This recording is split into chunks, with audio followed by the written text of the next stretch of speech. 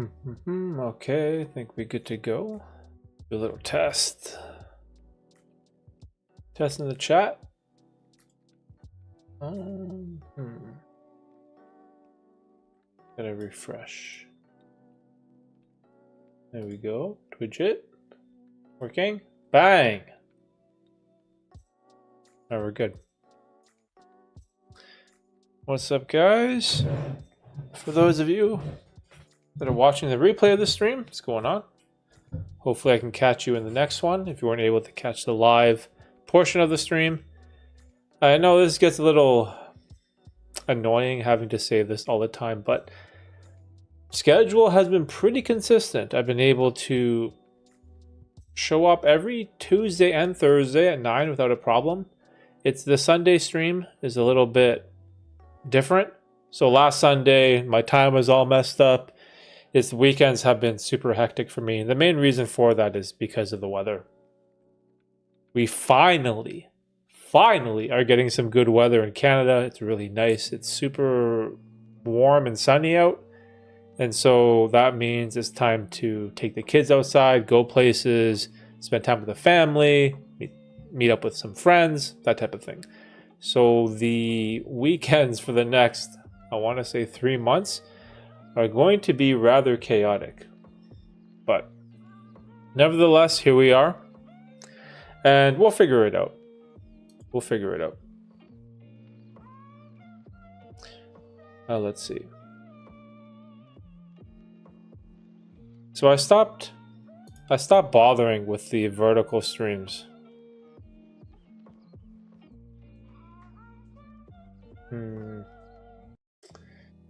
I don't know. It seems too clunky to me to split the stream into 2 different chats. Like I can see the chat together in one, but the problem is if you're in the vertical stream, you can't see the chat overlay because there's not enough space. And on your phone, the chat is in the bottom. And so you go into the chat, you can see the other people in the vertical chat, but you can't see the people in the normal stream chat. And that's where I normally pull the questions from. So that kind of sucks.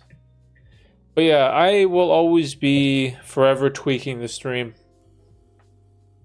As we evolve, as we grow, things are going to change. But change for the better. Hopefully. Hopefully not change for the worse. It could happen, you never know. That's one thing that I always remind myself, nothing is forever. So the opportunities that I have to do the stream or make videos or do any of these activities that I love and enjoy, I need to take advantage of that. So as long as my health doesn't deteriorate or my interest when it comes to streaming or what I like to spend my time on, if that completely changes, then okay, I could see things being a little bit different. But for now, I am as motivated as ever. Actually, I'm probably more so. Because you know what's fascinating is that most people, when it comes to YouTube, right?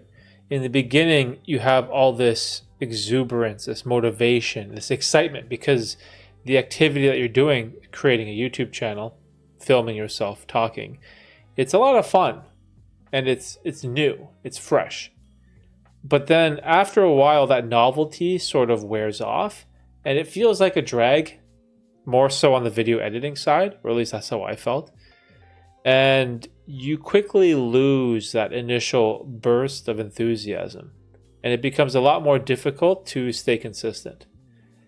And for whatever reason, I've been able to fight that off by just continually creating the type of content that I enjoy. So say, for example, I was trying to create YouTube Shorts because I felt like Shorts were something that us as creators that we needed to make, because that's how you would get successful on YouTube, is through YouTube Shorts. And so I was doing it. I didn't like it. I didn't love it. And so it felt like a lot of work for me to make YouTube Shorts. So then I sort of kind of stopped it. But what I've realized is, for me, this 60-second time window, this short snippet that you have when it comes to TikTok, Instagram, or YouTube Shorts, it's not a type of content that I like to digest or watch or consume, if I'm being frank. And I heard a great piece of wisdom once on one of the many podcasts that I listened to. And you should always ask yourself this question: would you watch your own content?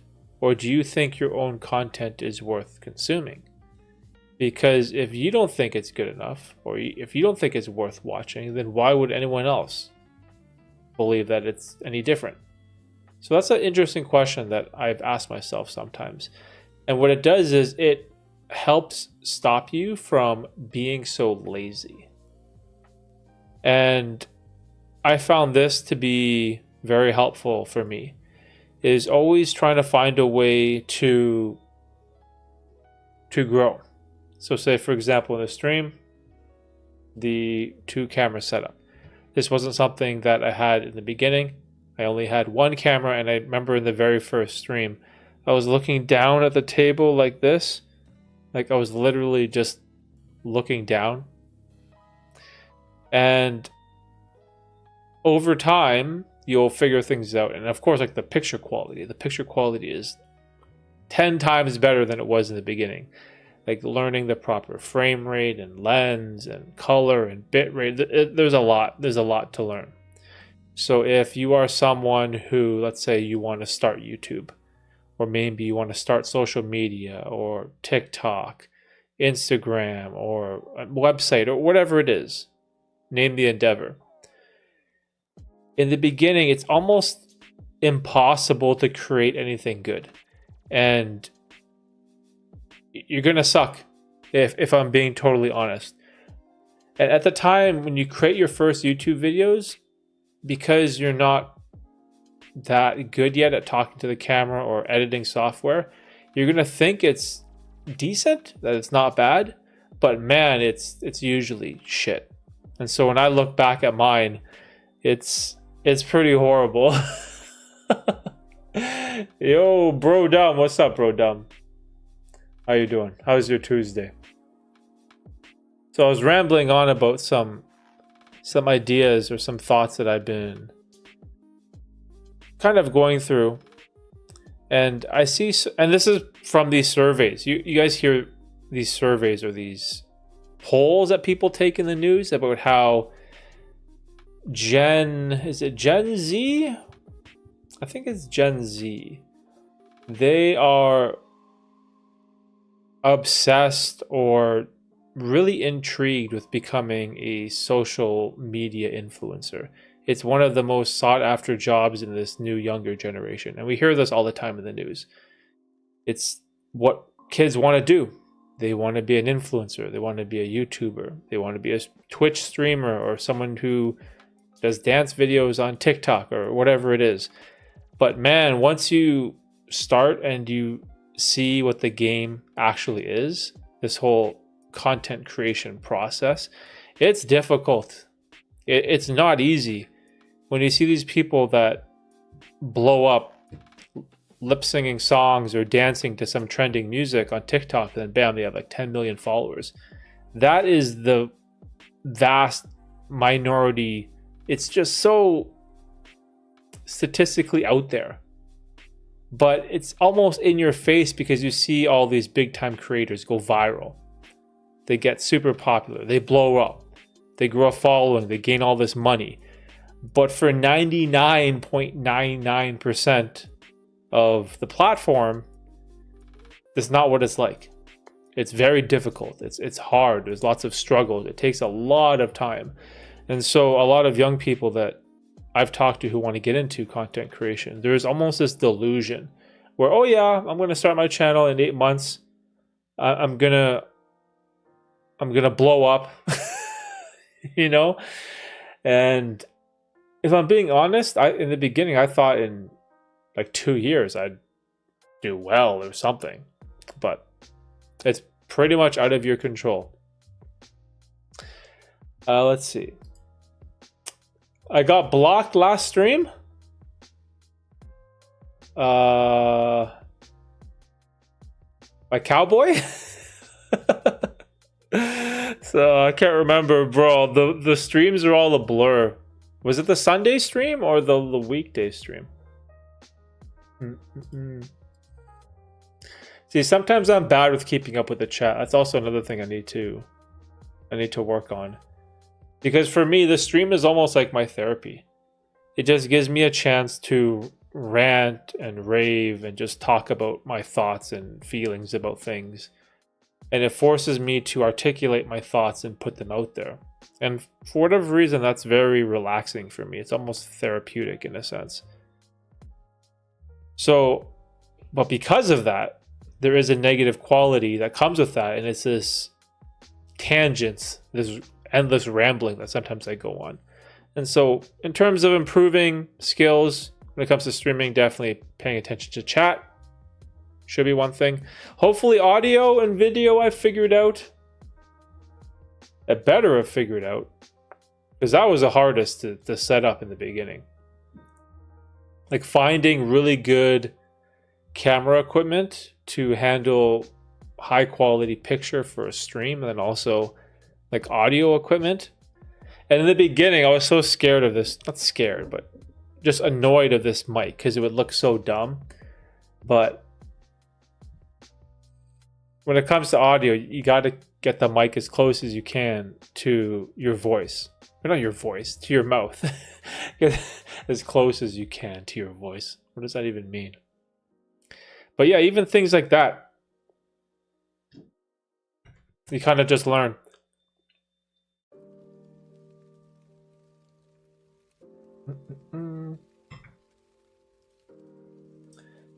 Damn, dude, you thought something was wrong, but just no one is watching? Something was wrong? I guess. Something's always wrong. No. No, it's fine. I'm used to many lonely streams. It's okay. See, because this is the mistake I think that most people make, is that they crave an audience, they crave success, they crave numbers or metrics, but that's not what I crave. And so I feel like this is a learning moment for me where I get to work on articulating my thoughts and my ideas, how I talk, how I speak. It's time well spent instead of wasted. And so I've always been a glass half full type of person, endless optimist. So if I wanted metrics, if I wanted views, I would definitely go to Twitch. Wouldn't do it on YouTube. So it's okay. I don't mind.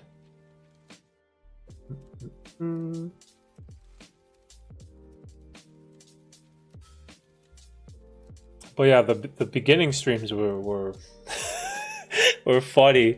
I was watching some. Which one was I watching? It wasn't the first one. Let me see. I think it was like, if I go stream oldest. Was it 4 or 3? No, it was 3. So stream number 3, I spent a lot of time in figuring out a layout. And it looks actually not too bad. So 1 and 2 was horrible. And I could easily just probably unlist them because they're awful. But I think it's good to show the past version of yourself so people can see where you came from.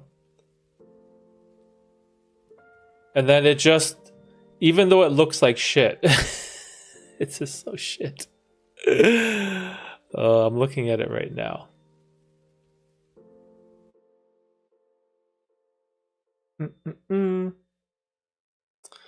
It's like, let me see. There's no, how did I even do the audio? So anyways, I'm looking at AMA2 and I don't see the microphone.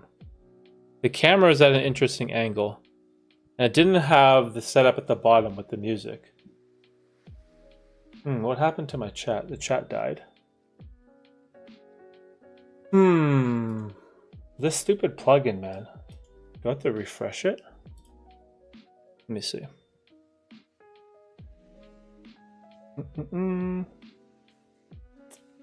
Okay, why did my chat die? Oh, there we go. Yo, Phil, what's up, Phil?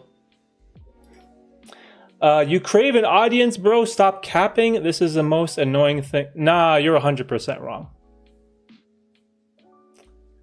The audience that I crave is on my other channel that has 53,000 subscribers. This is not it. I'm not trying to gain an audience here. This is like the channel for my passion and fun. Have you seen any of Tristan's dumpster videos? Yo. Okay. Hold on. Is he streaming? Boski, where are you?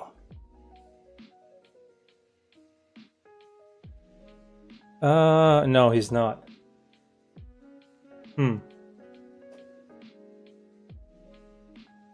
Did he stream recently? Okay, so Phil, the last one I saw was he got busted by some cops. Oh, so funny. Oh, damn. I wish I had my phone. Yeah, he had a short where I can't remember what he was doing. He was by one of the dumpsters, and then this cruiser pulled up, and there was 2 cops inside. And I wish I knew what they said because they spoke French, even though French is an official language here. But I can't understand French, even though I took it for forever.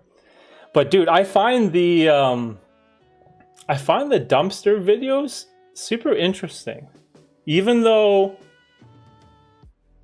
it's not something I would look for.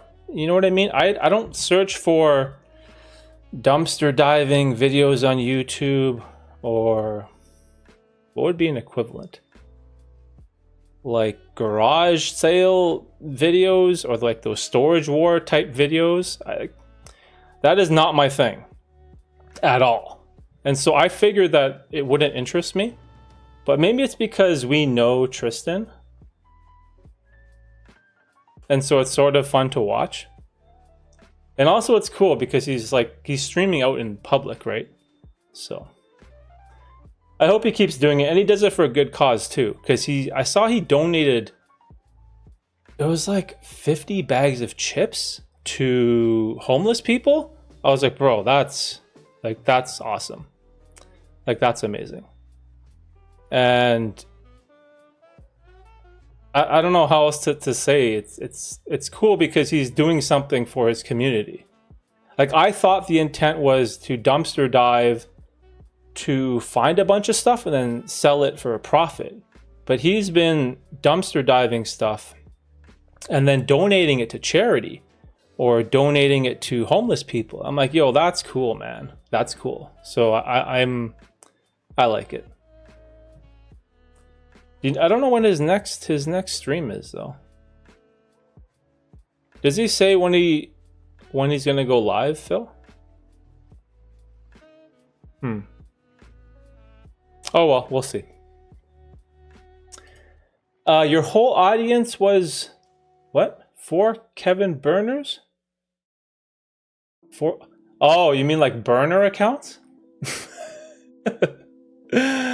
Pull your other channel up. I'm lying. Definitely not, bro. Let's see. It's 53,900 subscribers. Where's my phone? I can show you. Fuck, my phone's upstairs. Yeah, so that my other channel is the one where I do it for views, do it for the AdSense.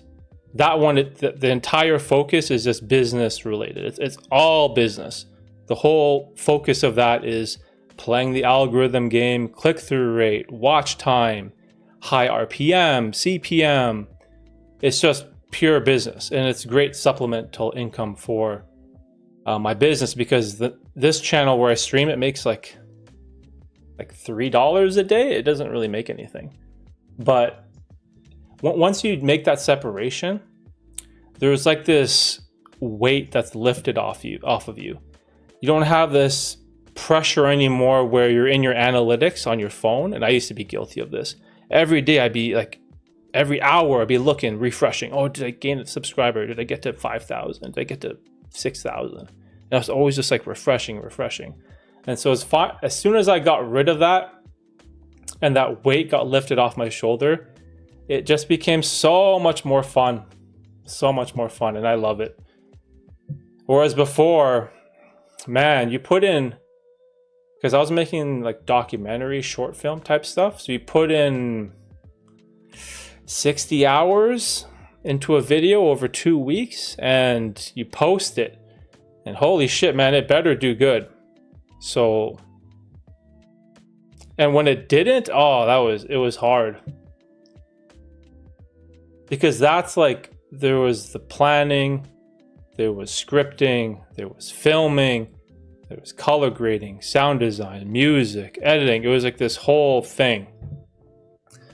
And that was kind of hard because I couldn't do it for just the love of doing it. And so now I can do that on this channel, which is good. My girl goes to another school? Huh? My girl goes to another school type shit. I don't know what that means.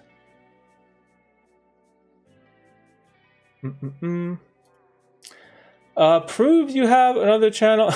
Why would I do that? Why would I do that? Prove it to who? To you? For why? You need validation? If you don't want to believe me, that's perfectly fine. You don't have to believe me, bro. I'm a dude on the internet. Or how about ask yourself this: what incentive would there be for me to lie to you that I have another channel?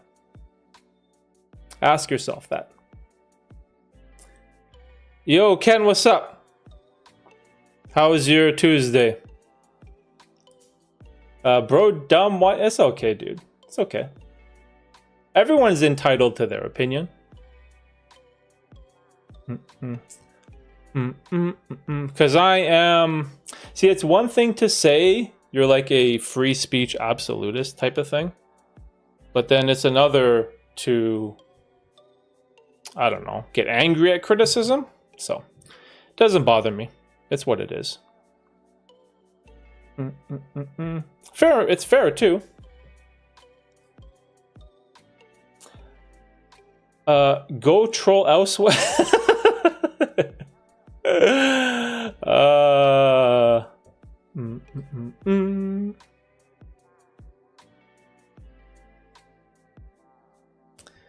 Let's see.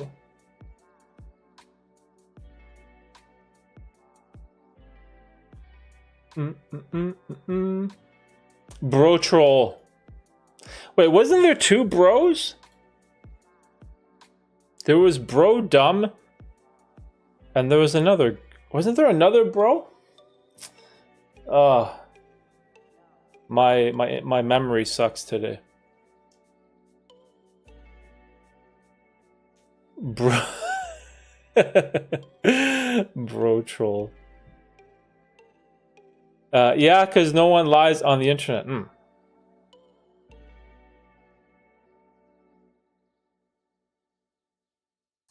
For some reason, Boski's content pops up on my laptop, especially if I'm online. What do you mean? Like when you log into YouTube on your homepage, does his video show up? Is that what you mean? Or do you mean you get the like pop-up notification?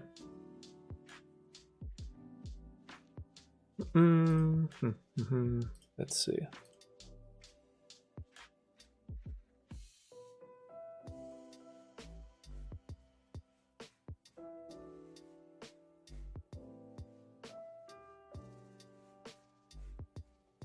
Because on my homepage, because usually doesn't your homepage show you people that you're subscribed to Plus, it just recommends other channels and content that you would like.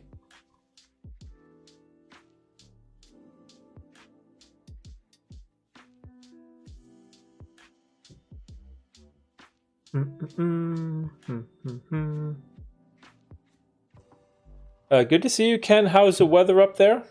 Yo, dude, our weather is awesome. It's so nice. It's, I want to say it was 22 degrees today. Or was it like 20? I think it was like 22, 23. Let me see. 22 Celsius. Yeah, so 71, 72 Fahrenheit. Bro, sun was out. Oh, it was nice. I love it. This is the one thing, though, that I like about the seasons, is that when the good weather comes, when summer is approaching, oh, it feels so nice. It makes me so happy. Because we have doom and gloom for what? Like 9 months of the year? 8 months of the year? Is just cold or snow or rainy. Oh. So yeah, I loved it today, especially for me working outside. It was good. Got some sun.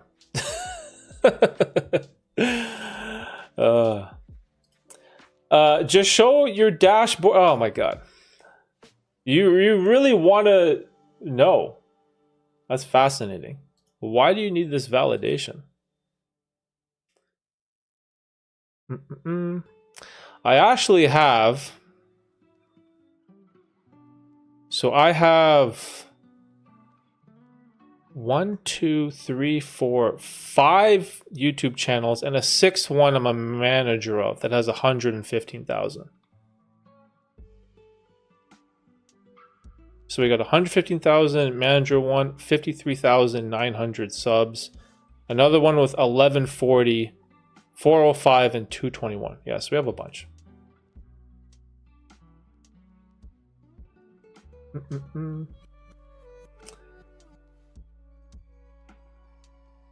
Getting better and better. Yo, 19 on Thursday? Ken, it's so nice, right? You know what I'm talking about, Ken. Ken knows what's up. See, because here's the thing too. You know, I noticed this when I went to California. Man, the weather is beautiful. It's like every day it was sunny and warm. It was awesome. Some days were a little bit too hot, but it was amazing. But then I noticed a week later that I sort of got acclimated to the climate, and then it just felt like a normal day. And so when I landed, there was all this appreciation and it felt awesome. There was this happiness. But then by like day 7 and 8, I was like, yo, turn on the AC. And then I was like, I kind of lost that appreciation quickly. So that's one good thing about the seasons, is that you have that appreciation for when the weather is nice, and it just, for at least for me, it just brightens up my day. Because also driving a lot, man, in the snow, God, it's just so annoying and tedious. Only 16 here today, but that's the ocean. Oh yeah, I always forget you're by the water, right? Shout out to Big Red.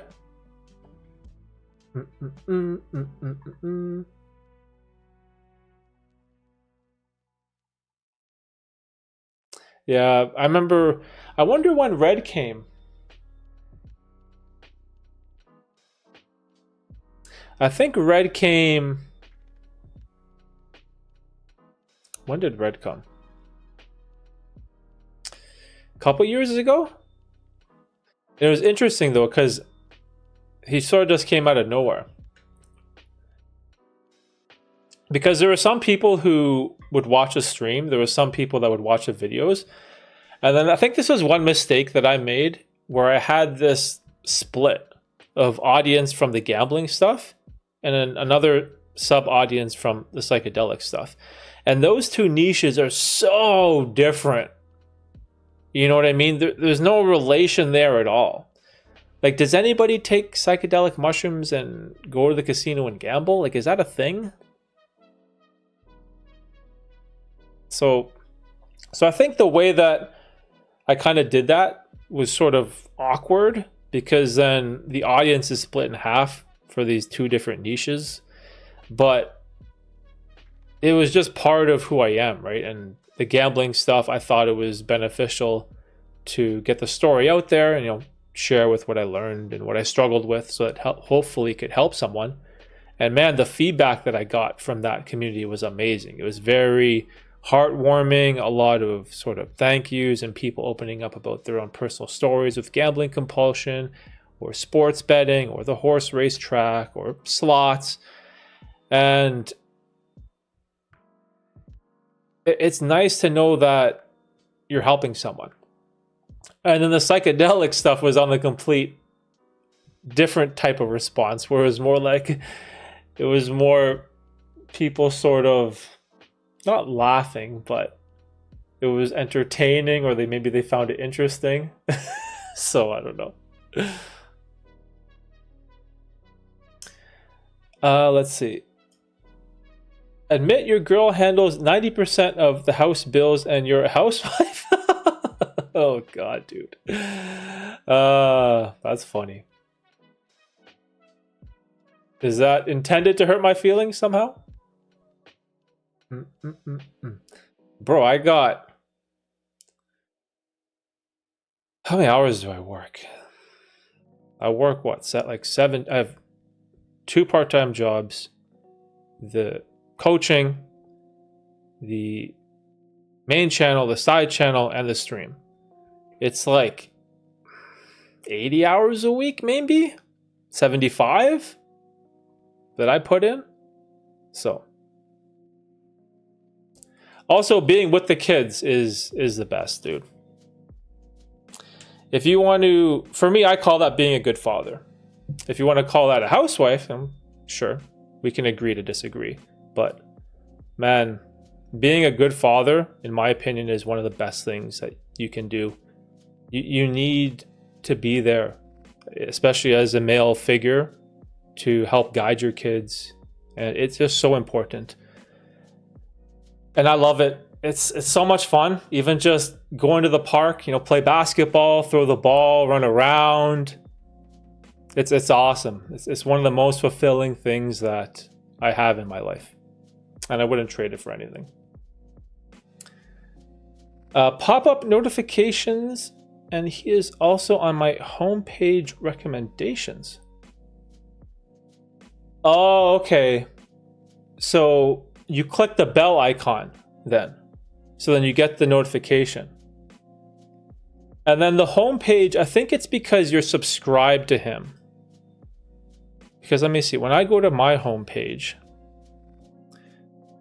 yeah, so it's like 1, 2, okay, so it's half for me. So on my homepage, it's half channels that I guess I'm subscribed to, and there's a bunch of other ones that I guess are just recommended to me. Bro, you're like this annoying mosquito buzz. That's funny. That's funny. I think it's his wife. Yes, dude, 10 years this July. 10 years is approaching. Excited. Yeah, I'm blessed, man. Family life is awesome. I'm healthy, Tina's healthy, kids are healthy. It's just, you can't ask for anything more than that. It's the people that you love, the people that you care about. They're, you know, they're doing well, they're happy, they're healthy, they're not sick.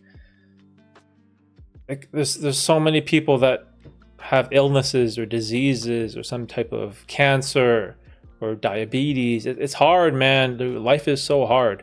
So when things are going good, you have to be grateful, especially when it comes to health. And, you know, I think I feel like everyone on this earth has had someone in their family or has known of someone that had cancer. It's just, it's tough and it sucks. And it's probably coming for all of us at one point or another. And so, you know, you have to appreciate it when things are good.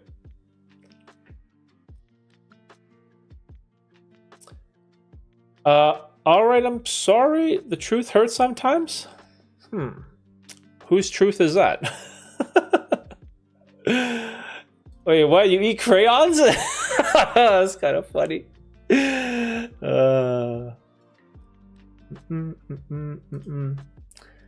Bro, this ain't a...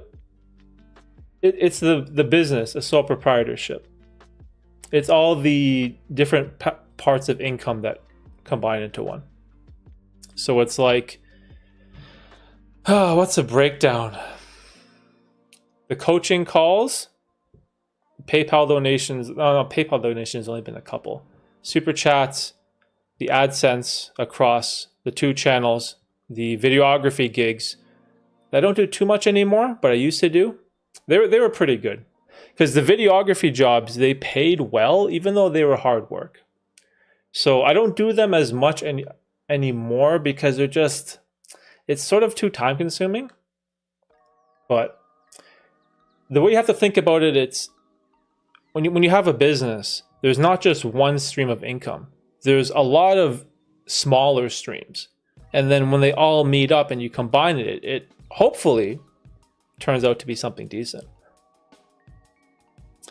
Yo, Jay's Adventure, what's up? You're a good dude. Admire how you handling negativity. Well, here's the thing. I have this, not opinion, but there's 2 ways you can deal with negativity, right? There's the Rogan way, is post and ghost. But the problem with that is, when you are confronted with it, if you just avoid it all the time, then you're never going to be able to deal with it. And so I have, dude, you know how much negativity I've gone through, especially for my family, with quitting university and starting my business when I was 18, and then paying my bills for 9 years without having a normal job. Like, I started working when I was 27. That's like my first like normal corporate job. And the amount of hate you get, the criticism, parents yelling at me, parents crying, people judging you, people criticizing you. And so you can either let that destroy you and your whole world will come crumbling down, or you can kind of learn how to face it. And the way that I think about criticism or negativity, if it's just some ridiculous, racist, like horrible shit, then of course you probably just want to get rid of that, because there's no benefit to that. But let's say our boy, Bro Dumb, so he has an opinion that, I don't know, he makes assumptions about my life, sure. But from my point of view, it doesn't really bother me, because I don't know how that would help someone. And so the main idea that I try to preach to people is that you want to try to spend as much time as you can focusing on yourself, right? Trying to find ways to improve. And for me, one of my biggest problems was dealing with criticism and negativity. Because in the beginning, when I created my YouTube channels, I would get trolls, I would get hateful comments, horrible emails, and then I'd get upset, and then I'd want to quit. And then I deleted and I quit my YouTube channel so many times, starting from 2007, I think. From 2007 to 2015, I quit like so many times. And so that was like a demon that I needed to face. And so I faced that at work. I faced it with my family, my friends, and I've been able to overcome it and deal with it. And then also the other thing is, you don't want to create a bubble, right? So as long as the negativity or criticism isn't just outrageous, I don't mind if it goes through. Hello, chat. Mm-mm-mm. Who makes more money, you or wife? Just answer that. She does.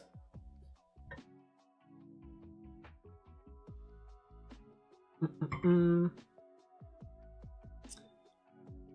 BD talking pure nonsense? Oh, we mean bro dumb. It's okay. It's okay. Because sometimes I'm hoping maybe you just need to get it out of your system. But if you're coming here to troll me to try to get a reaction, wasting your time, my friend.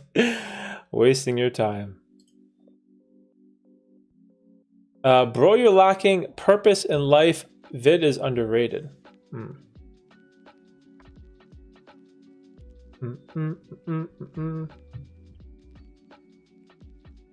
Bro will say he isn't looking for an audience to say streaming is work.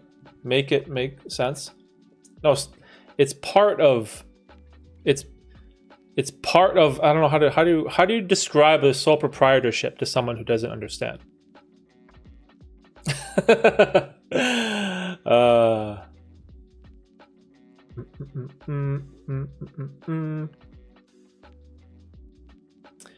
What's your favorite food? Oh man, that is hard, dude.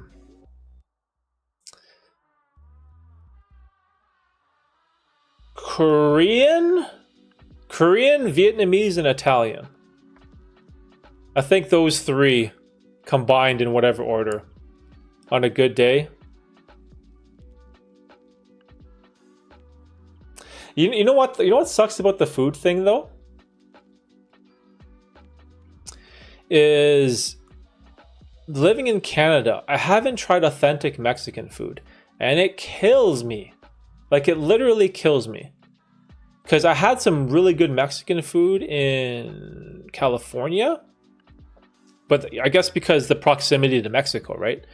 But up here in Canada, there's like Burrito Boys, there's Chipotle, there's Mucho Burrito. Like, these are just like North American chain restaurants. Like, these aren't like authentic Mexican cuisine places, right?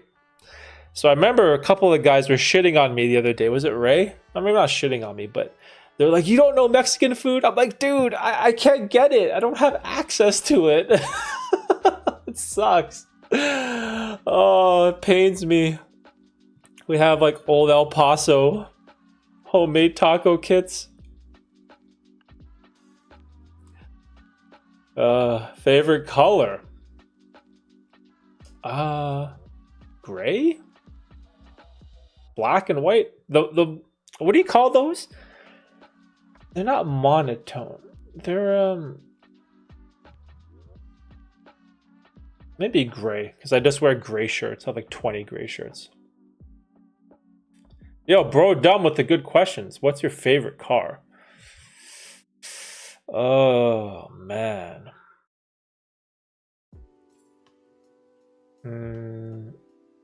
Probably Subaru.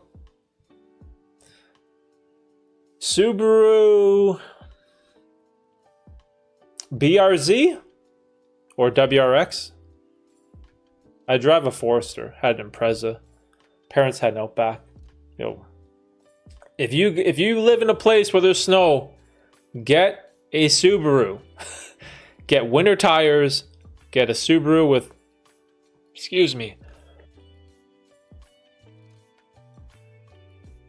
winter tires and all-wheel drive, and you're good to go, man. This is a place to be happy, to encourage one another. Life is hard, but not in here. We actually like one another. Yeah, this is why I like the just chatting part of streaming. Is that I think it's good to just have a space where people can just talk. You know, people come, ask them questions, share with what they're struggling with. Like, for example, our boy Bean. I always think about Bean. Especially all the young guys, right? That are struggling in life, and, you know, maybe they need some guidance or they need some help, or they don't have a good father figure or any good friends or relatives around them that could give them some solid advice. And maybe the internet is all they got. And so I feel like it's great that, you know, we have a space where we can talk about stuff like that. Because when I was 18 and I was going through it, I had nobody, man. Like, no one in my family knew what starting a business was. I had 5 uncles that were computer engineers, and I was supposed to be the next in line, and I was the eldest of all the siblings. And so Derek was supposed to lead the way and finish university and become an engineer like everyone else and get a great job in North America as some programmer or something like that. Some IT specialist.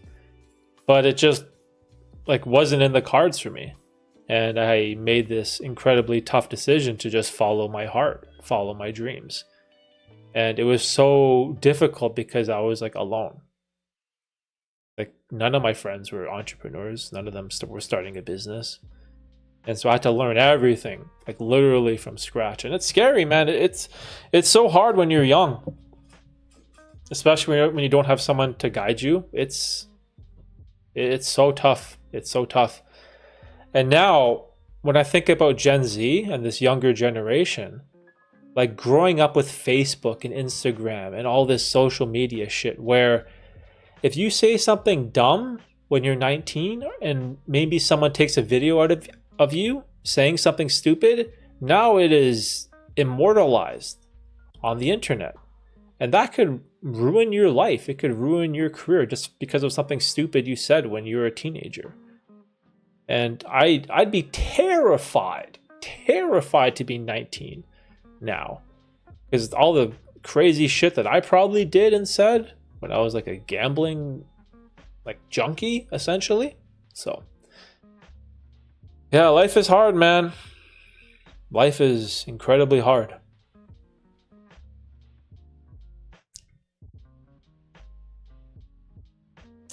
Oh, Derek, I meant your video titled Looking for Purpose in Life. Oh, see, that was... So you locked into the moment when I was like deep into videography. So that's when I think I was working at the aquarium. I was working at the aquarium. I was doing a bunch of videography gigs, some weddings. And I was all in as a videographer. I was all in on short films, documentaries, storytelling, writing, and I loved it.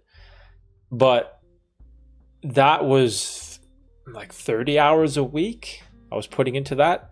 And as soon as the kids came, those type of videos, I just can't make them anymore. It's, again, unless I want to be a bad dad.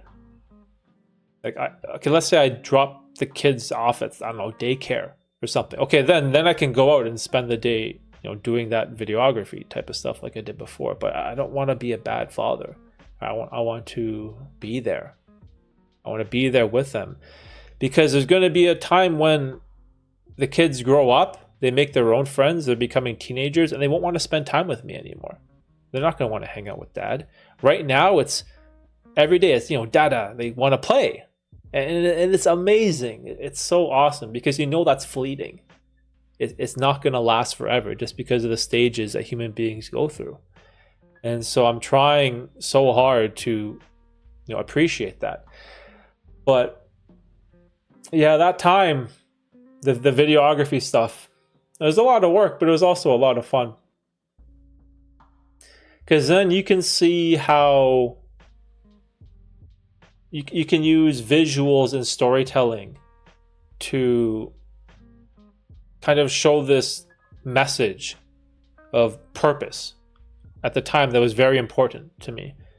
I was like all these failed businesses, and I was like trying to find my purpose and chase what gave me happiness. And that's sort of like what that video was kind of about, right?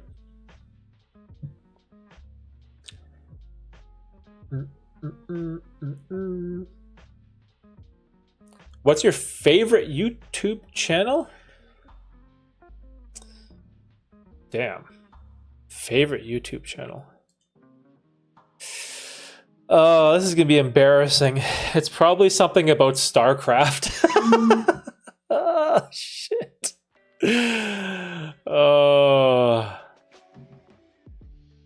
Yeah, it's probably like a StarCraft channel. It is so bad. But other than StarCraft, let's say Modern Wisdom. I'll say Modern Wisdom and Chris Williamson. Been watching that a lot recently. 84 Firebird? Dude. Oh my. Car's as old as me. I have a friend who has a Firebird. He restored it or whatever. He's like a car guy. I don't know anything about cars. I'm one of those point A to point B type of car guys. I want really good tires, not rims. I want lower MSRP, not a sunroof, if you know what I mean. Or lower trim. Over 9K subs. Oh, we're getting there. We're getting there. I'm not sure where it is, though. But it's all right. Yo, Simon. What's up, Simon? How's your Tuesday, bro?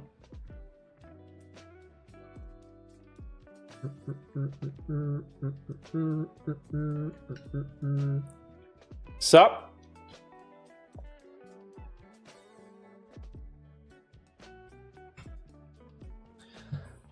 Oh, but yeah, the car thing, it's, you know how some guys, they just like love cars.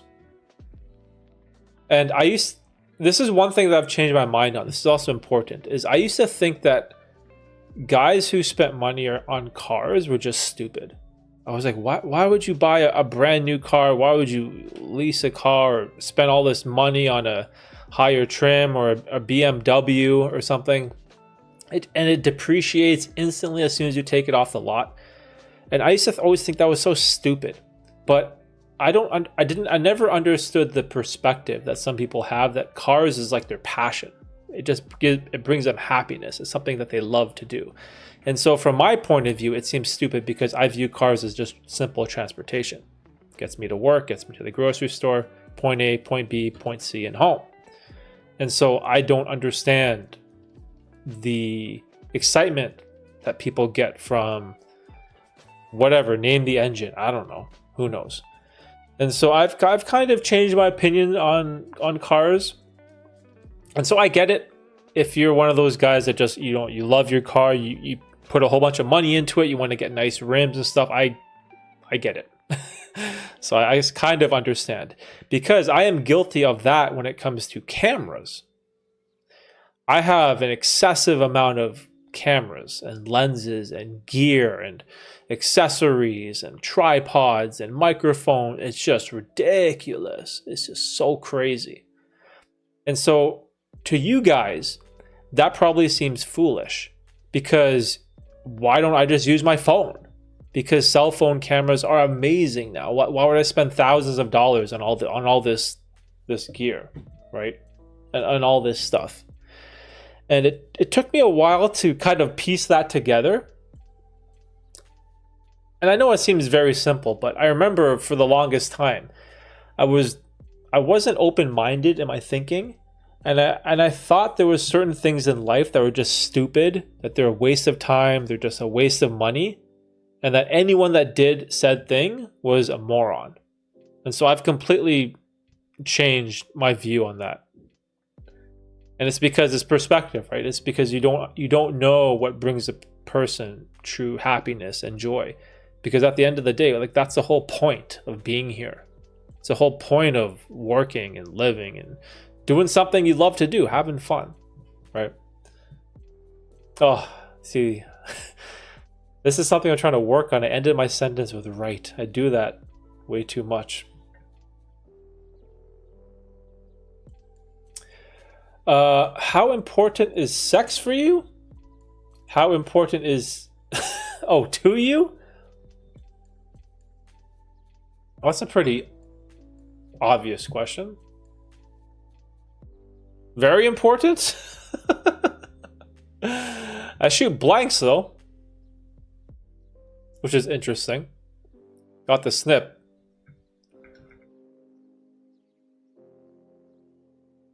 The guys who's no.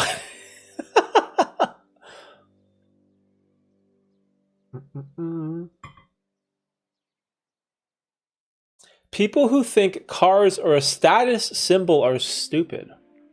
That's fascinating. Yo, is that Monster? What's up, Monster? How you doing, bro? Hey, Derek, is Adobe Premiere Pro hard to use? I just got mine. Oh, okay. Hold on. Did you pay for it? Or did you get it for free? Or did someone give it to you? So I pay for Adobe. And at the time, it was like the best video software to use. So I just assumed, it's worth paying for. And I've used it so long that I'm just comfortable with Adobe. Excuse me. But the problem is the amount of free software that's available right now is amazing. And so I feel like Adobe is almost kind of becoming obsolete. Maybe not obsolete totally, but you can use DaVinci Resolve, which is totally free. And it's like just as good. Of course, there's going to be some features that it's going to be lacking, but you get like 95% of what you need for video editing, I feel like. And so if you are just starting out with Adobe and you haven't started using it yet, if I were you, I would just pick up something like DaVinci, pick up something that's free, and use that, because then you can grow with DaVinci. Whereas now it's so hard for me to quit the Premiere system, the ecosystem of Adobe, because I use Photoshop, I use After Effects, I use Premiere Pro, and I've used them for so long that I'm just so comfortable and kind of stuck with them. So it's so hard for me to change. So yeah, if you're paying for Adobe, I would highly recommend giving DaVinci Resolve a shot.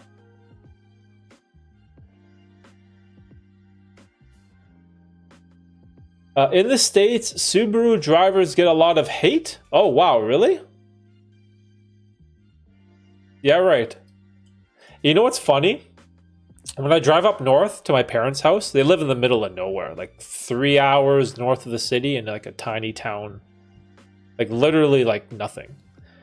There's Subarus everywhere. There's just everywhere there's Subarus.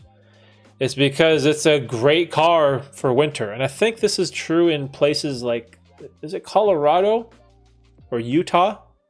What are the states that have like the mountains? God, my American geography is so bad. But yeah, just this super great, reliable car that's kind of ugly, I guess you could say. My Forester is ugly, but dude, it's so reliable. So I love it.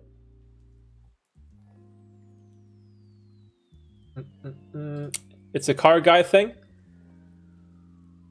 Hey yo! Look who it is! Look who it is! Oh shit! Factory 2, what's up?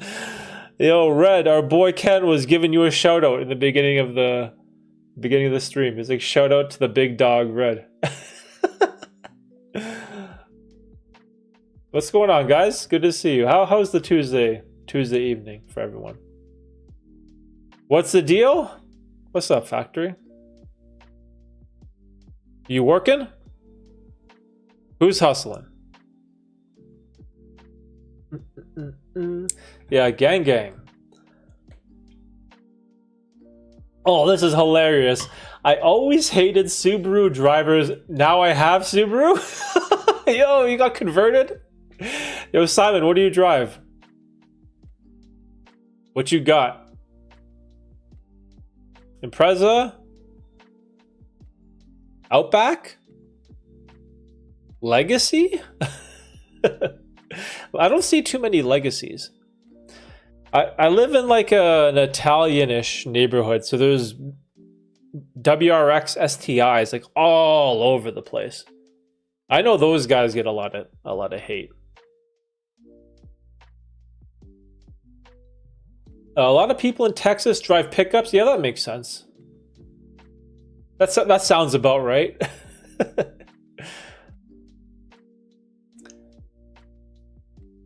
I blame their commercials and ad campaigns back in the day. Oh, they were shit? Road rage is real in Texas. Some people actually... Dude, that's... See, this is why controlling your emotions, learning things like stoicism is so important. Because at the end of the day, like, road rage, it's so not worth it. Getting angry at some asshole who cut you off on the highway.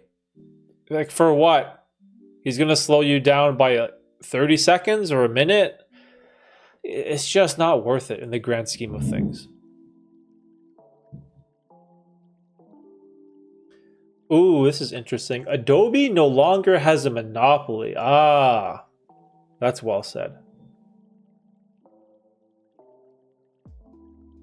Favorite YouTube is... How do you even say that? About cats at the vet freaking out. Jesus. Haven't been in here in a minute. What's new? So the past couple of streams, we've been talking about job changes. So I have a whole bunch of stuff coming down the pipeline. So I'm losing my courier job in July. Well, I shouldn't say job. I'm losing my courier route or area.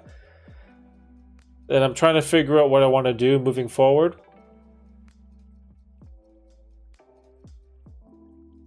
And so I started another part-time job also on the side as well. So I'm trying to figure out how am I going to allocate my time in July. I've been trying to weigh my options. Try to figure out what's best. And then Red and a bunch of other guys were also talking about... Who was the other person that was into cybersecurity? There was two of you. Who was the other guy? There was someone else talking about cybersecurity too. Ah, shit, I forgot. God damn it. But yeah, Factory, we were all just talking about, embracing change. If it's a new career, a new job, going back to school to study for something, it just... There was a lot of us all sort of in the same boat. Ah, an 07 Outback. Nice, dude. Yeah, look at Ken with the shoutouts. Shout out to Forrest. Oh, Phil, you were a muscle car guy?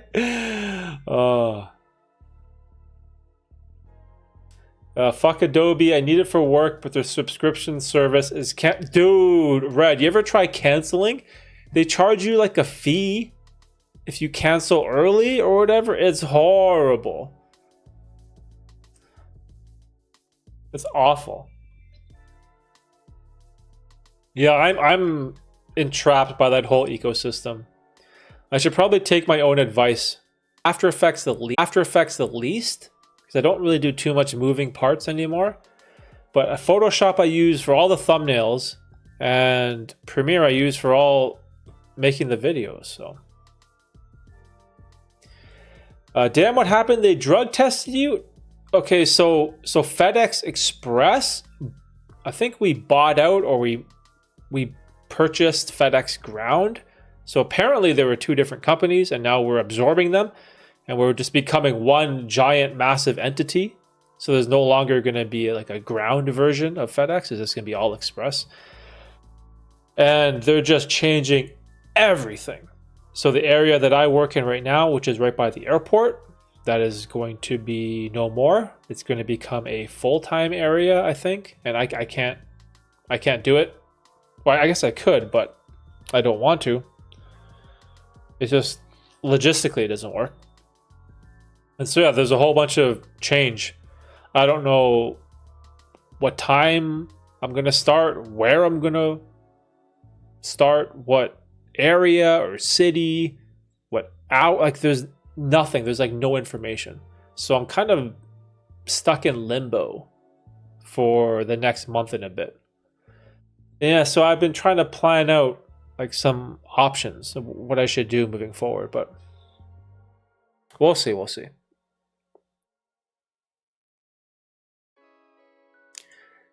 Technically, my car is a legacy, but people don't know what that is. Yo, the legacy is. I heard that the newer legacy is being discontinued, right?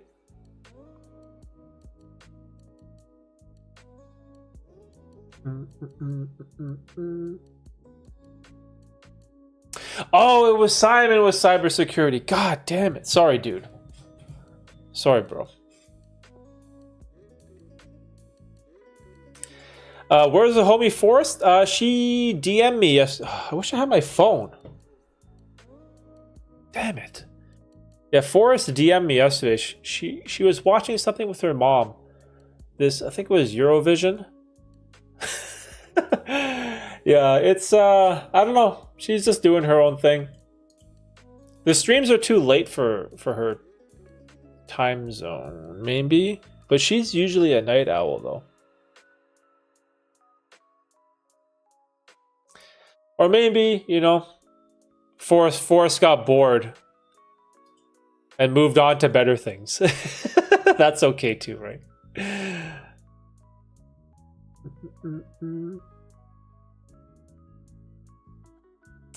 Simon and his TSA or whatever the exam was called. I need to make more money too. Bro, you think I can make YouTube happen? How much money are your shorts channel pulling? I want to take it seriously. Okay, so let me pull it up.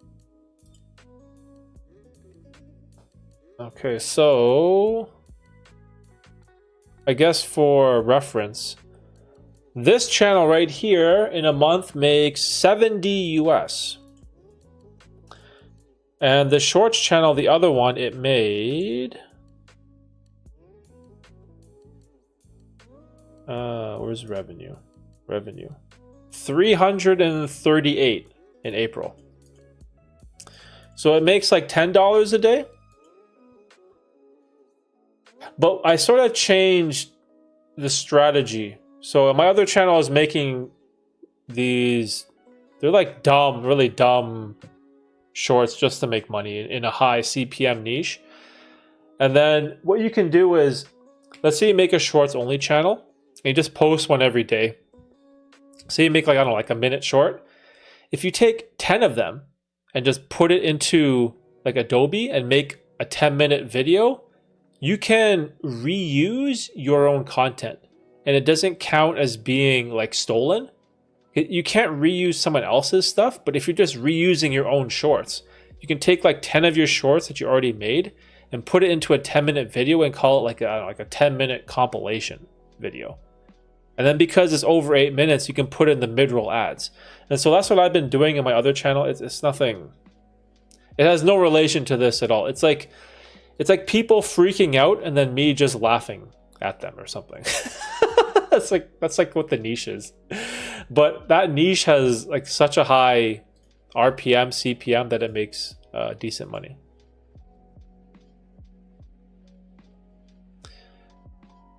Who's out? Someone's out?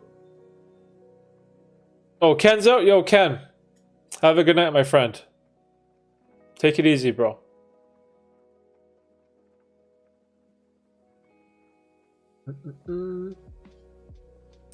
Have a good night. Much love to you and your family. Thank you. Thank you. Thanks, dude. Have a good night.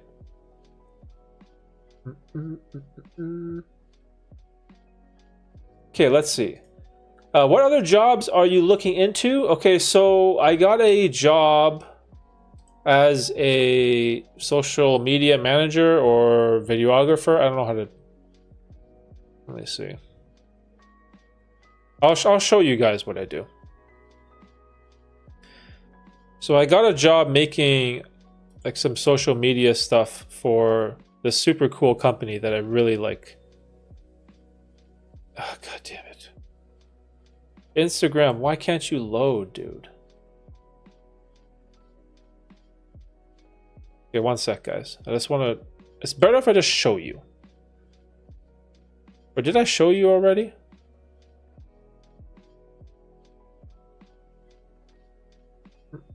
So it's like Instagram Reels for a company that sells like sports cards. The best way that I could put it.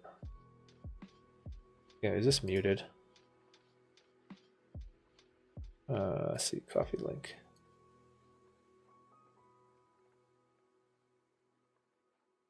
Okay, so I don't know if that works.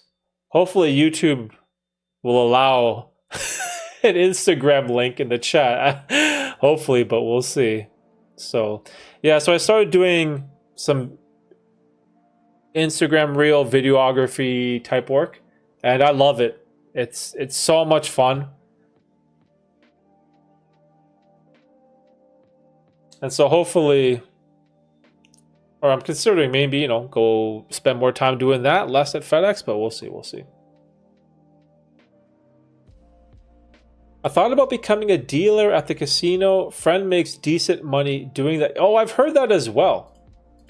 I've had friends in the US who were casino dealers and they made good tips.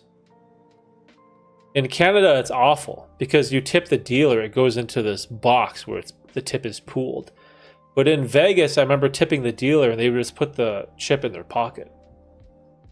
And dude, when you're a dealer on the weekends in the poker room at night, there's like drunk people. They'll tip like the red chip, which is the red chip is $5. They'll just, you know, just tip a bunch. And it's etiquette too, that at the poker table, when you win a pot, you should generally at least tip one white chip, a $1 chip to the dealer. So depending on how drunk of a table you get, you can make some pretty good bank with tips. But then you're stuck in the casino atmosphere. So I don't know how enjoyable that would be. Again, the bad side too, you got to deal with belligerent drunks and all that kind of shit.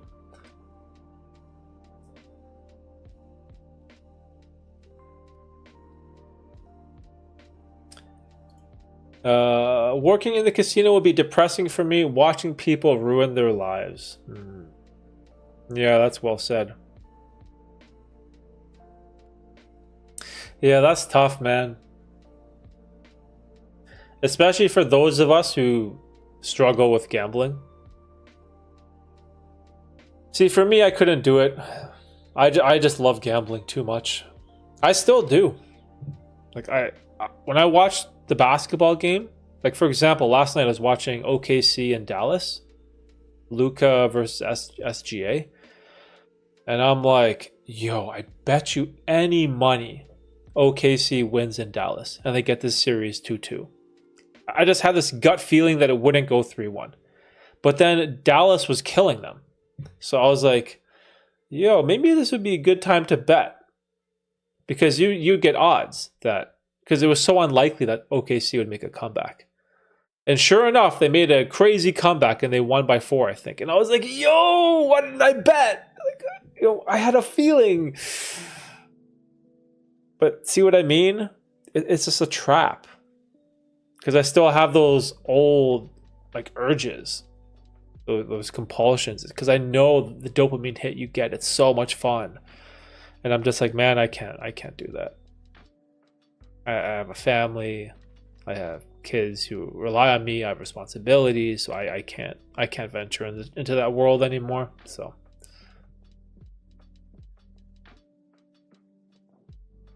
my friend who bought subscribers off a Russian website just got his channel demonetized. Oh, wait, why would you buy subscribers? What the heck? Okay, here's the thing. Okay, so let's say you can buy subscribers. So wouldn't that just drive up the subscriber number and with empty accounts? Because then they're not going to watch any of your content after the fact. So I don't understand, how does that benefit you? Was he trying to get that silver play button?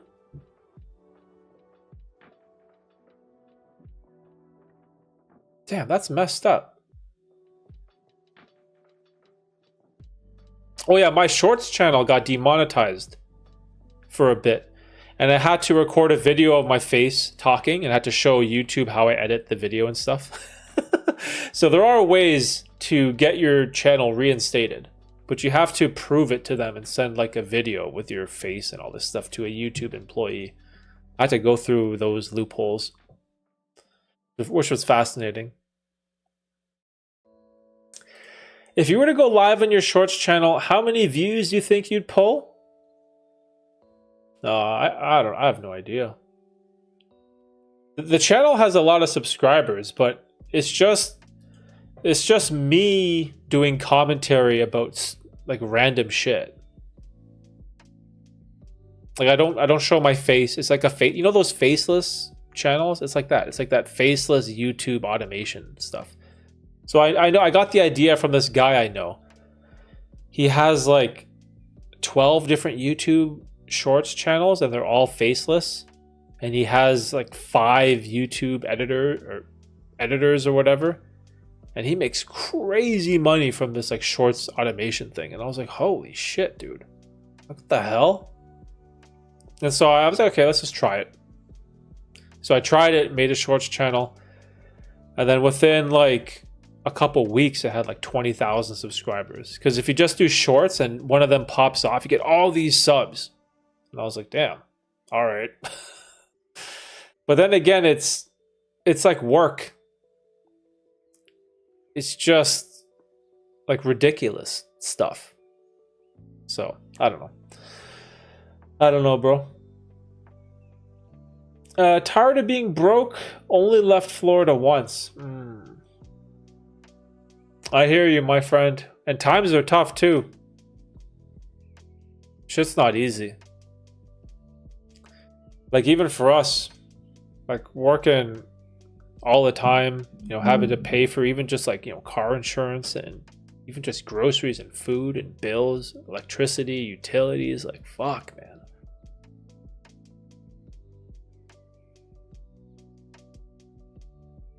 Oh shit, is that broski? Yo, Tristan, what's up? Nothing beats dopamine of a good dumpster dive. Yo, you diving tonight, bro? When's the next stream?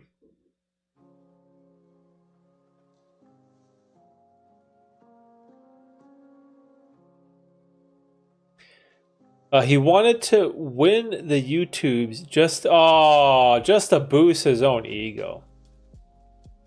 Oh, it's so dumb. God.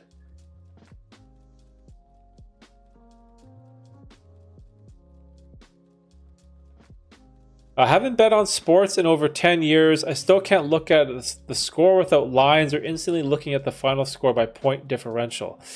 Damn, dude. Damn, 10 years though. That's good. So you managed to stay away.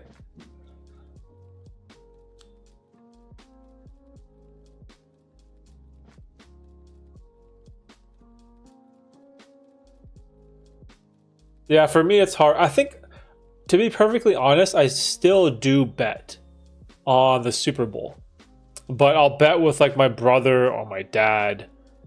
Or we'll bet sometimes on like the NHL, like the Stanley Cup finals or the NBA finals. And we'll do like family friendly bets of like $5 or something stupid like that. So if I'm being totally honest, I still do some sports gambling betting with like my friends and family, but when it comes to FanDuel, DraftKings, Bet365 and all those apps, it's like no. I deleted all that shit. So no more for me.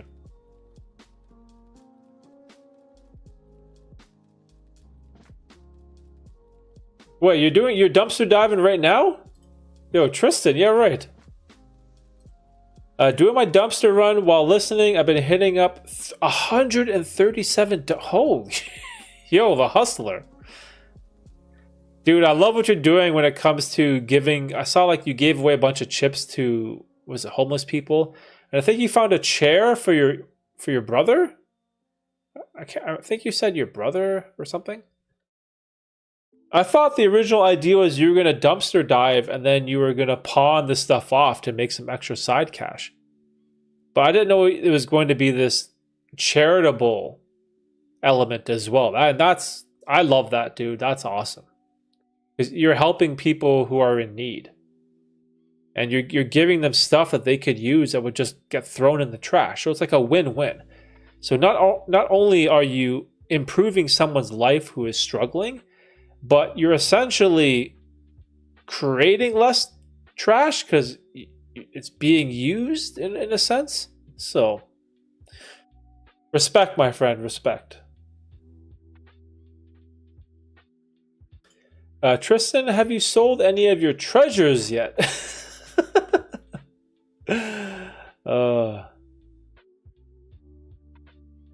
My dad will be on May 28th, so I'll do a live then. Oh, okay. Oh, like from your phone. Okay, I see what you're saying. Oh yeah, because you don't have Wi-Fi, right?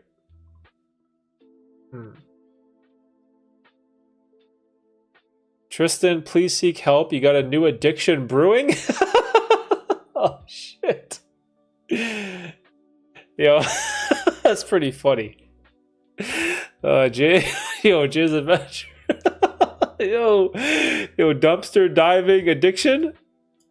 Imagine that becomes like a new thing. Do we need a dumpster diving support group? Oh man. Yo, Dumpsters Anonymous. Shit. My man's a modern day Robin. Yeah, see, I like that. It's selfless. But also it's not just that you're helping another person. It also feels good to help other people too, right? Because don't you get that like warm feeling inside, like in your heart, when you help someone out who's suffering or struggling, or maybe you are extra kind to a stranger? Like you get this really nice warm feeling out of that interaction. So there is something as well that you benefit from. Wait, what? You found a $1,500 brand new bed? Holy shit.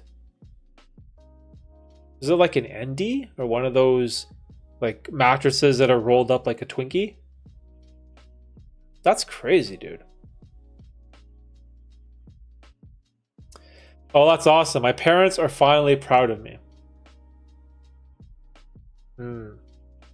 I know that feeling, bro. I know that feeling. Wait, what are you going to do with the bed, though? You're going to sell it? Or you're going to use it? Because if you give that to... You can give it to a homeless guy. He'll be balling. All the other homeless dudes are going to be jealous. This guy's got a brand new bed. Wow, $2,500 worth of stuff. Yeah, right.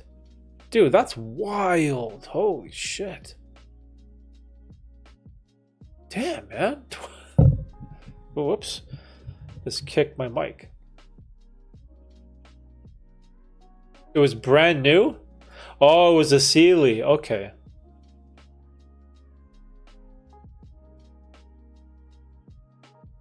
Wow, that's super cool. Who would have known? I never knew this was a thing. I literally did not know. Did not know at all dumpster diving was a thing. Holy, that's so funny. I like watching it though. You know what else I like watching too about it, Tristan? It's like the live element. Because you're streaming and you're also like walking around. You'll see like some random dude will say hi. The cops will pull up. There's like this fear almost of getting caught. Or maybe if you see one of those raccoons in the dumpster. Like something about it is so intriguing to me. It's very interesting to watch. Or maybe it's because I don't really watch many IRL streams. I don't think I watch or follow any channels that do vertical live streams like in public, you know, like walking around with their phone and streaming. The only streams that I watch are like this one, when someone is like sitting at their computer and they're usually playing a video game or they're talking about politics or something. Like those are the streams that I watch.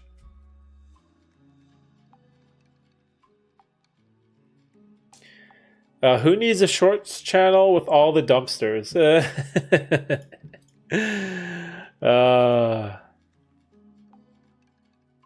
That's funny. I can't believe how lucrative it is. It's fucking crazy. This guy found a brand new bed.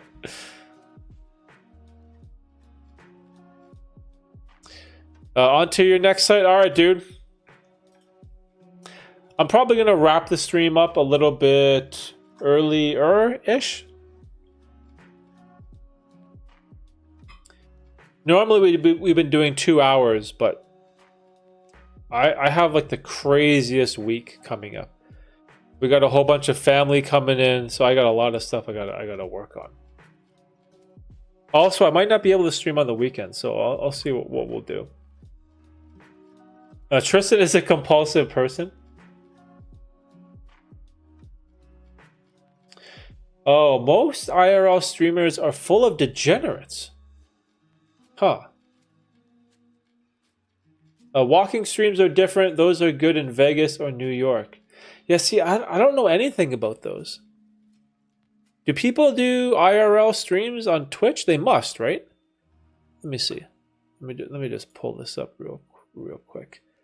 Like when you go, because again, this is the thing. If you want to be a big time streamer, you probably should go to Twitch. I should take my own advice. Oh, they do have a subcategory for IRL. Wait, but these people are sitting at their desk, though. That's so dumb. Like, I thought it would be... Okay, so I just scrolled down to pools, hot tubs, and beaches. And it's just like... girls in bikinis all over the place.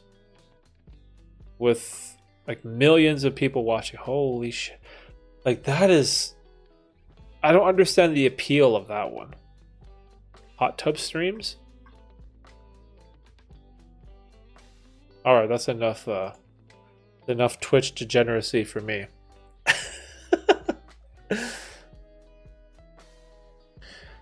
Oh, really? They're on Kick and YouTube mostly. Interesting.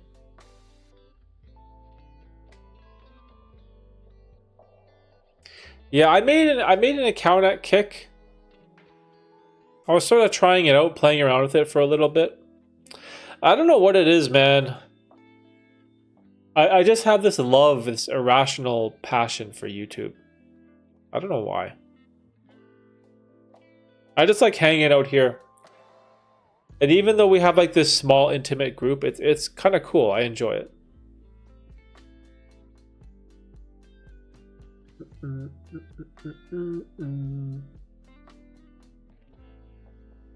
People will watch anything. Yeah, there's some like bizarre streams that I've seen before. I'm like, yo, who watches this shit? Oh, there's a cool channel called Walks and Wall Street. Investment Wall Street. Investment bankers walk around New York chatting. Oh, that's pretty dope. Damn, investment bankers? Oh, shit. Are those like the stock market bros? Like those guys?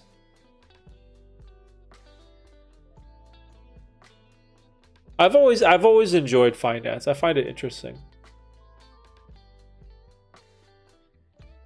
Hey, I'm Adida. What's up? Hola. How you doing? How's your evening? Welcome to the late night party. Hi for Black X. Yo! I don't know why that name, it just makes me laugh every time. For Black X, oh my god, bro. So funny.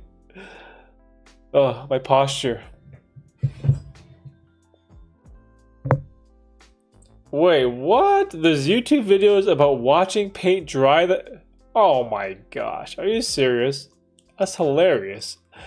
Who's watching that? That's so funny. I love the internet, man. It lets everyone express and consume their version of weird. Whatever bizarre tick or fetish or interest that people have, and people do have a wide range of them, you can literally find it on the internet. So that's super cool. Even like me, for example, like this love for StarCraft that I have is so bizarre, man. This like 25-year-old game that South Korean people play, and pretty much nowhere else in the world there's competitive StarCraft. Like, I'm assuming South Korea is like the only place for StarCraft, like the original StarCraft.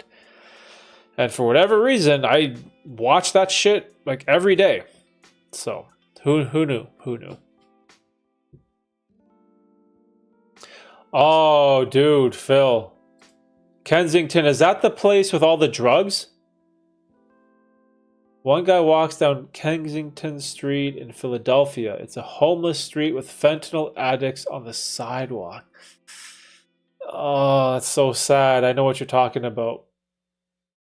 I think I've seen those videos. And people are like bent over and they look all fucked up. And some of them are like half naked on the ground. They're all like tweaking and shit. Dude, that stuff is so sad. So sad.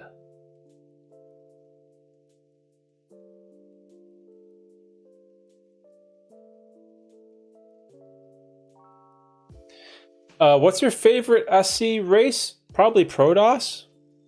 Protoss, Zerg, Terran in that order. Terran like by like leaps and bounds third. I pretty much would play Protoss and Zerg mostly, and I never played Terran.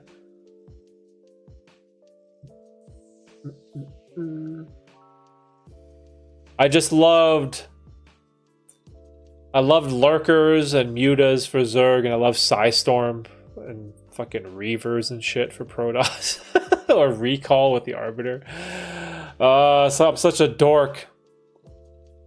Oh, you know what I bought today? Actually, should I show you? Should I show you my new hobby that I just got into? It's upstairs. Should I grab it? Let me know if you want to see my new nerdy hobby. I understand if you don't want to. I ran across a guy on Vertical Live just doing trick shots with 3 What? 3? Damn, son! The next day, that stream had 1 million views. Yo, Jay, did you get his channel? What's his channel? And were you in the video? That'd be sick.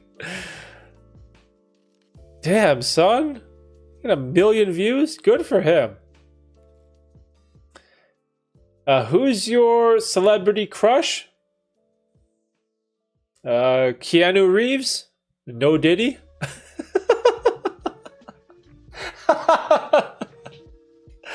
Oh, shit. Fuck. Who's my celebrity crush? I don't care for celebrities. I have, like, sports athletes. Would you consider them celebrities? It's all guys. It's like Michael Jordan. It's just like, it's all athletes. Yeah, I'm not into the whole like celebrity scene.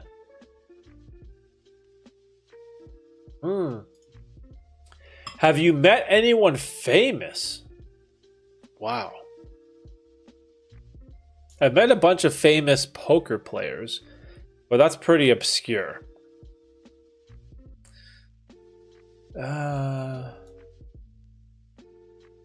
gonna say no. I don't think so. Like only poker players.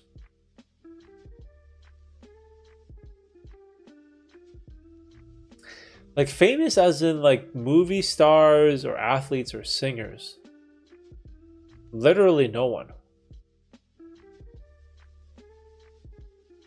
I've met a couple basketball players, like retired basketball players, but even then they were just like B-list, C-list players. It's okay. Oh, hey, yo, pause, son. Pause. Oh, no homo. Oh, sus. Hey, yo, pause, son. What'd you say? Who?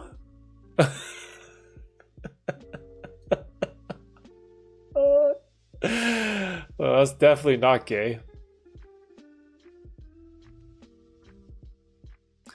Would you want to know your death date? Oh, damn. That's an interesting question. Would I want to know?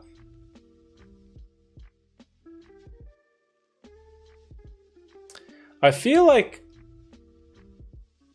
so in my mind, right away I'm saying no. Like I don't want to know when I die. Just let it come.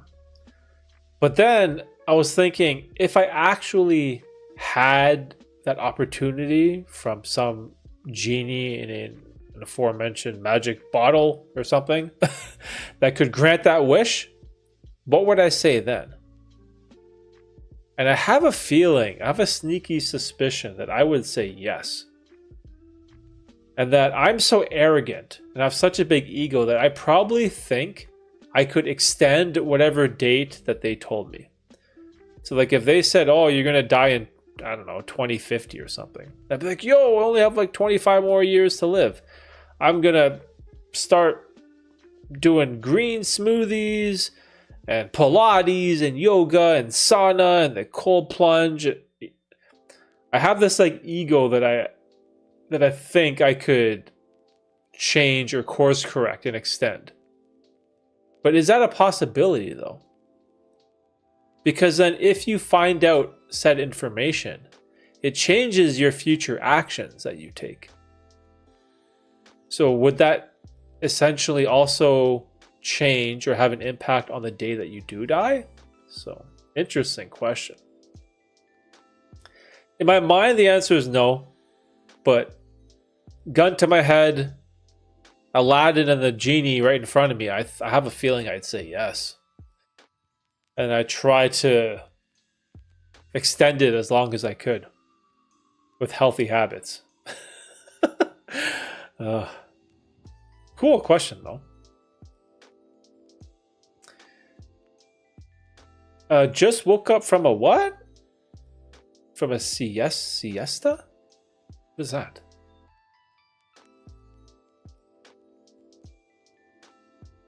What's a siesta? In Spanish, a siesta is an afternoon nap or rest period. Oh, what the? From Latin, sexta hora, 6th hour, noon, so called because the Romans counted the hours from sunrise. Huh. A siesta can refer to a nap generally between 2 to 5 p.m. 2 to 5 p.m. Bro, if I'm taking a 3-hour siesta, I'm not falling asleep. I can't take naps at all. If I take a nap, I'm done. My sleep will be all fucked up. Yeah, all right. Yo, Jay's Adventure. Let's go. Channel is called Trick Shot. Yo, let me look. Tricks Shot. Oh, yeah, he's live. Okay, I'm just... Oh, he has like those orange... What are they, like ping pong balls? And he's bouncing them off like a whole bunch of plates. Oh my god, yo, his chat is so lit. See, I don't think I could stream like that. The chat is just like... Like, how do you... I don't know how you would interact with the chat. You can't even read anything. It's just so fast. Bro. Good for him, though. That's pretty cool. I'm just Derek's fan. Yo, let's go.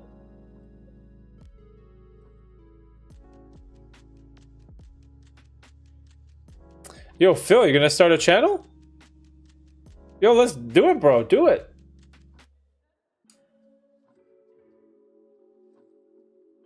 I'm thinking about it, starting a farm and do videos from my homestead. Dude, Phil. Man, I always get so excited when I hear someone thinking about starting a YouTube channel.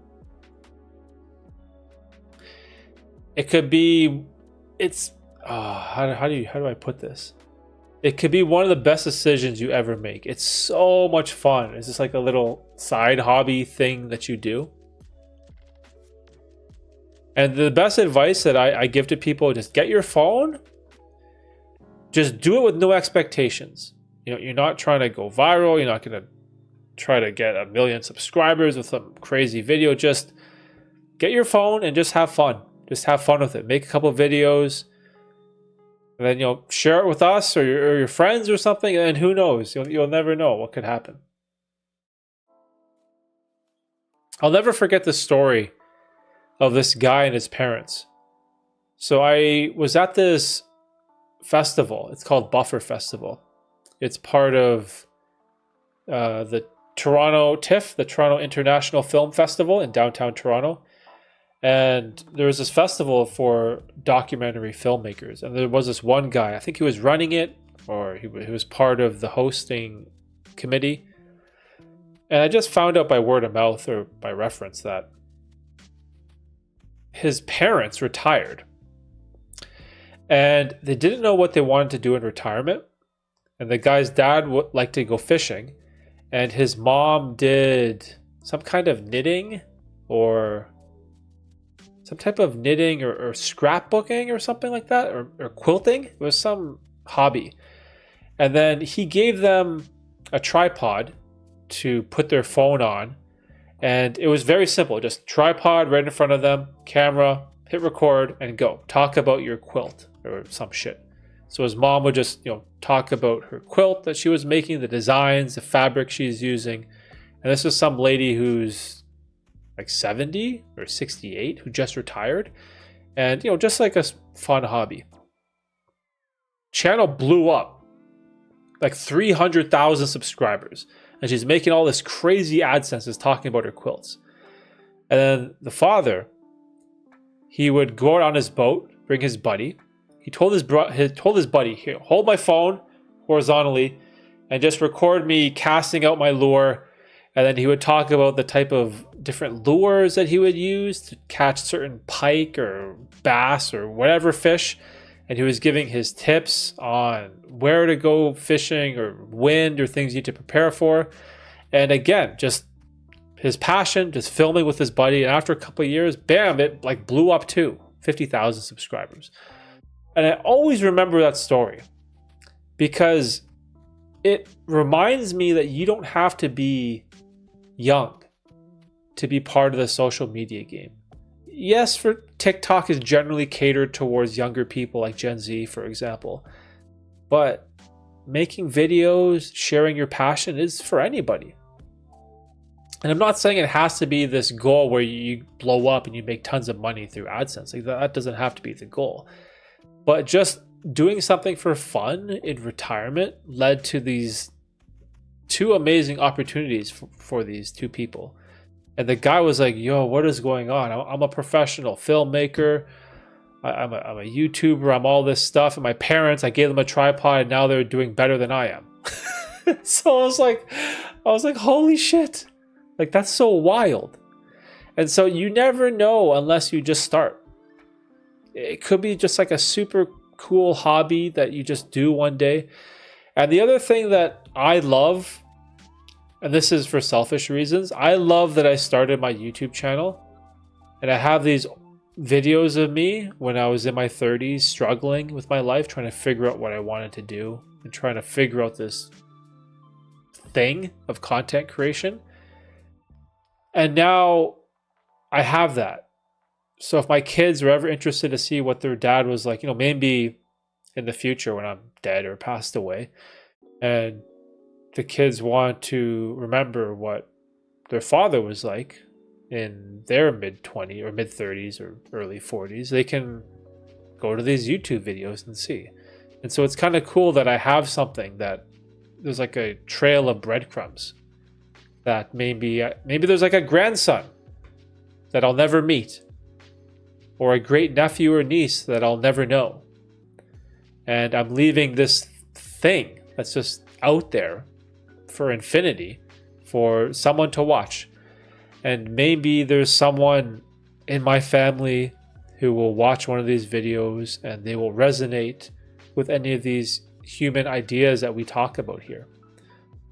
Because these human problems, these anxieties, self-doubt, depression, and struggles, and all these things that we go through as humans, these are evergreen. Human beings are always going to struggle with these types of things. And so yeah, for me, I'm so happy that I started, because I never expected it would have become this. I never wanted to be a streamer. I'm like, streamer? A YouTube streamer? Like, what? I never wanted to do that, and here we are. And it's my most favorite thing that I do. It's more fun than the cameras and the filming. It's more fun than editing. It's more fun than everything. It's just hanging out here and just shooting shit and just like talking with you guys. So you never know, Phil. You never know, my friend.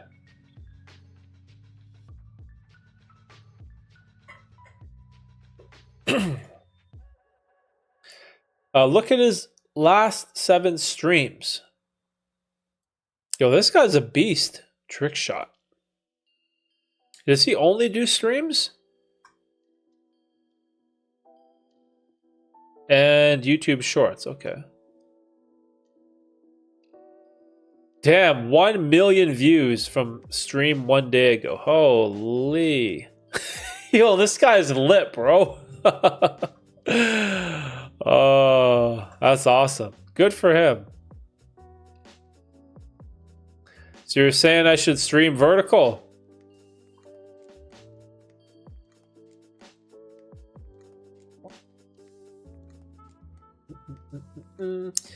Has Hug stopped by? Got that knock joke for him? Oh no, so Arnie's in Iceland, so he's probably sleeping right now.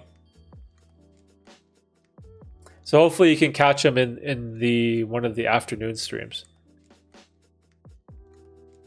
Wait, isn't next Monday is a holiday, right? Is it a Victoria Day? So hopefully I'll be able to do a pretty delayed Psychedelic Sunday stream? No. We had that planned for June. Yeah, for June. Derek dropped Phil's link. I don't know. Yo, Phil, when you start the channel, let us know.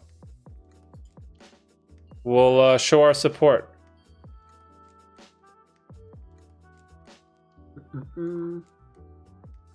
Where do you think YouTube is 20 years from now? Wow, that's a great question. So I've kind of thought about this. So assuming Google doesn't totally drop the ball and become an obsolete company, which I don't think they will, I'd imagine they become like some perpetual entity like Walmart, for example, because YouTube is always innovating and trying to keep up with the trends, even though they fail at a lot of things. So let's say YouTube and video goes the artificial intelligence or AGI route. And we get into like these headsets and all of that, and everything becomes very immersive. I'd assume Google would go along with that trend. So I wonder if we'll have like the Neuralink stuff and we're just watching videos with a chip in our brain and an interface in our eyes, or we're going to be wearing one of those, what is that, Apple Vision Pro, that clunky goggles. Maybe we'll be wearing something like that. But I'd imagine artificial intelligence and this whole virtual VR or augmented reality or whatever you want to call it, I'm sure that's going to have some effect on the way that we consume media. So I'd imagine in 20 years, at the rate that technology advances, it's going to be super interesting.